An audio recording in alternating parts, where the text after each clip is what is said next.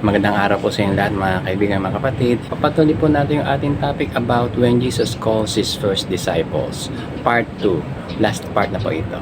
When Jesus calls His first disciples. Part 2. Itong ating topic may dalawang parts lamang. Last part na ito, part 2. Sa part 1 ay napag-usapan natin yung pagtawag ng Panginoon Jesucristo kay Philip and Nathanael doon sa John chapter 1. And also kay Andrew and Peter and James and John na nakarecord sa Book of Matthew and Book of Mark, na ang senaryo ay dun sa tabing dagat na nandito sa ating background picture.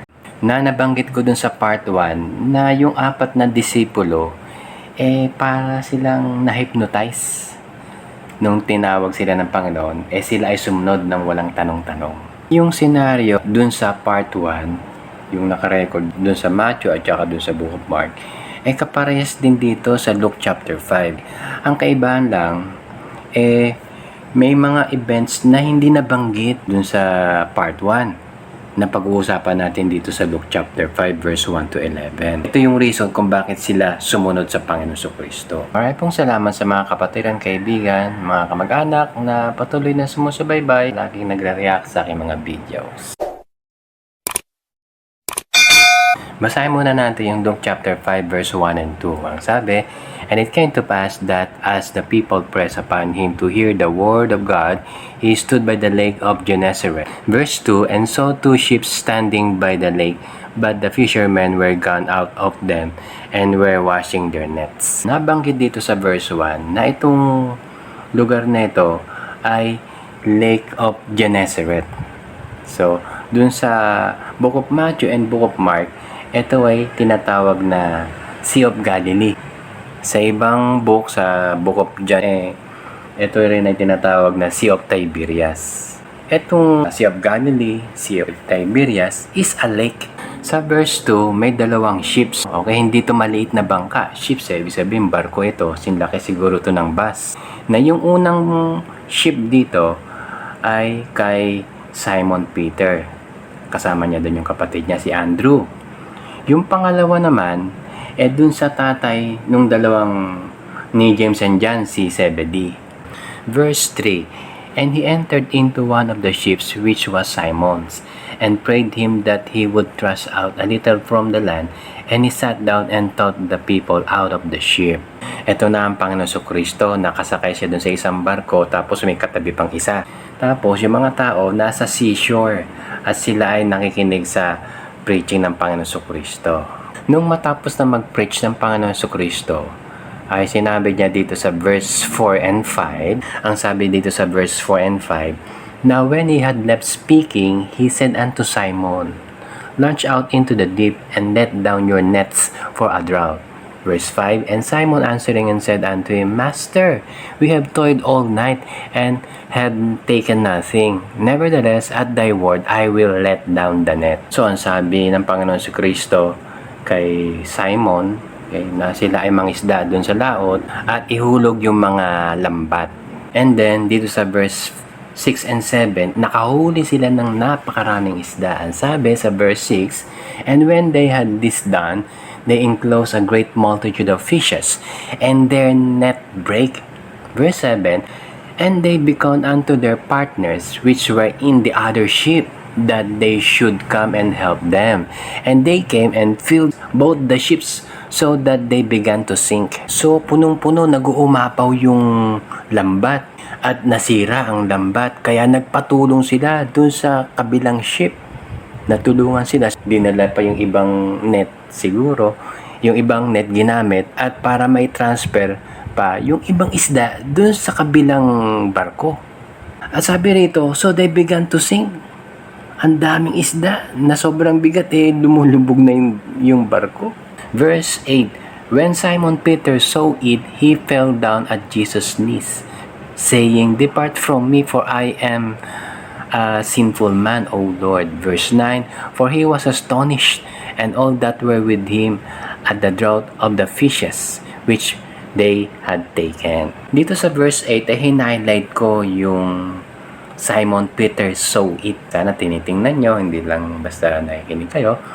Na dito, ano yung nakita ni Peter? Siyempre, yung miracle ng napakaraming isda. Okay? Pangalawa, kung ano yung reaction niya. Ang sabi niya, "Depart from me for I am a sinful man." Dito ay he fell down, nagpatira pa dun sa harapan ng Panginoon Kristo. At sinabi niya, "Panginoon, lumayo kayo sa akin dahil ako'y makasalanang tao." Dito sa reaction ni Simon Peter, pinakita niya rito na siya ay makasalanang tao. At definitely, siya ay nagkasala sa Panginoong Kristo nung time na yon. Hindi niya lang sinabing siya ay napakaruming tao na makasalanang tao. Meron siyang nagawang kasalanan nung oras na iyo. Balikan natin yung verse 4 and 5. Dito kasi, ang sabi ng Panginoon, "Let down your nets," na ihulog nyo yung mga lambat. Kaya kung ilan man yung lambat na yon, dapat lahat yun ihulog. Pero etong si Simon, nag-reason pa siya, Panginoon, buong gabi na kaming nangisda, wala kami nahuli, 0 kami. Pero sinabi nyo kaya let down namin yung isang net lang. Okay, isa lang yung net na nila. So, nagkaroon siya ng partial obedience, di ba? Sa kasalanan niya, he underestimated the power of the Lord na magkakaroon sila ng huli at hindi niya akalain na napakaraming huli na sobra-sobra pa na supposed to be kapag lahat ng nets, kung yung lahat ng nets ay hinulog dun sa dagat, lahat yun mapupuno ng isda Yan ang gagawing milagro ng Panginoon. So dito, isang net lang yung ginamit. Kung kaya yung net na yun nasira, at pangalawa, habang sinasalin nila yung mga isda, napuno yung 2 barko.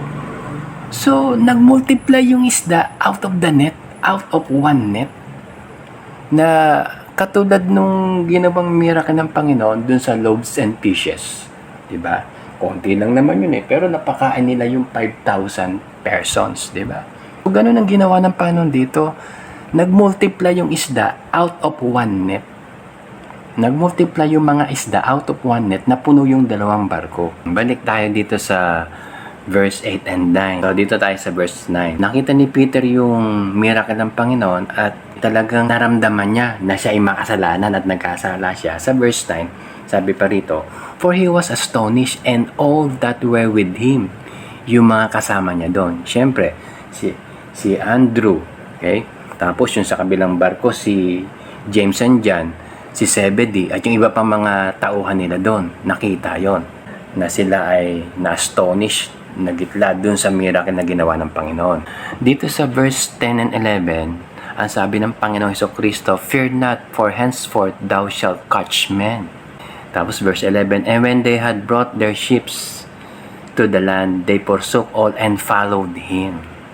So, eto na yung kamukha ng verses doon sa Book of Matthew and Book of Mark na tinawag sila ng Panginoon at sumunod na sila. Balikan natin itong Luke chapter 5 verse 8 ng ang sabi, "When Simon Peter saw it, he fell down at Jesus' knees, saying, 'Depart from me, for I am a sinful man, O Lord.'" Commonly kasi, kapag may nakita mga miracles, yung mga maraming ginawang miracles, ang Panginoon Kristo, di ba, ay mga bulag nakakita. Tapos yung mga tao, gino-glorify nila ang Diyos. Sila ay namamanga sa ginawa ng Panginoon Kristo na pinapakita na napaka makapangyarihan pala ang Panginoong Diyos, ang Panginoon Kristo, ganon. Pero dito, iba ang reaksyon ni Peter. At ganon din siguro yung reaksyon nung 3 pa niyang kasama, ni Andrew, at ni James and John. Na-realize nila, naramdaman nila na sila ay napakasamang tao. Kaya kasi sabi rito, "For I am a sinful man, O Lord." Bukod pa dun sa nagawang kasalanan. At yung tatlong kasama niya, I believe na ganun din yung nararamdaman na na-feel nila na sila ay maruming tao, makasalanang tao sa harapan ng Panginoong Diyos at sa harapan ng Panginoon Kristo. Meron tong katulad na reaction sa Book of Isaiah nung ang Panginoong Diyos ay nagbigay ng vision kay Isaiah doon sa Isaiah chapter 6. Nakita niya doon ang Panginoon. Sabi doon sa Isaiah 6:5, nung nakita niya yung glory ng Panginoong Diyos, ang sabi niya, Then said I, Woe is me, for I am undone, because I am a man of unclean lips, and I dwell in the midst of a people of unclean lips, for mine eyes have seen the King, the Lord of hosts. And then sinabi dun sa Isaiah chapter 6 verse 8, Also I heard the voice of the Lord saying, Whom shall I send? Who will go for us? Then said I, Here am I, send me. So pinapakita dito na kapag ang Panginoon nag-approach, okay, sa tao at pinakita niya yung kanyang glory, yung kanyang kabanalan, nakikita ng tao yung sarili niya kung sino siya sa harapan ng Diyos, na siya isang maruming makasalanang tao. At nagkakaroon siya ng repentance, ng pagsisisi ng kasalanan, pagtalikod sa kasalanan. At ino-offer niya yung kanyang sarili for service. Kung kaya, nagkaroon ng total obedience yung 4 na disipulo na sumunod sa Panginoon sa Kristo. Si Andrew, si Peter, si James, and John. Ito ay call for service para maging disipulo ng Panginoon. Okay? Discipline ones. Okay? Call for service. Iba yung ang Panginoon ay tumatawag para maligtas yung tao. Iba rin yung pagtawag ng Panginoon para para maging disipulo niya. At iba rin yung pagtawag niya sa apostol. Okay? Yung 12 apostles.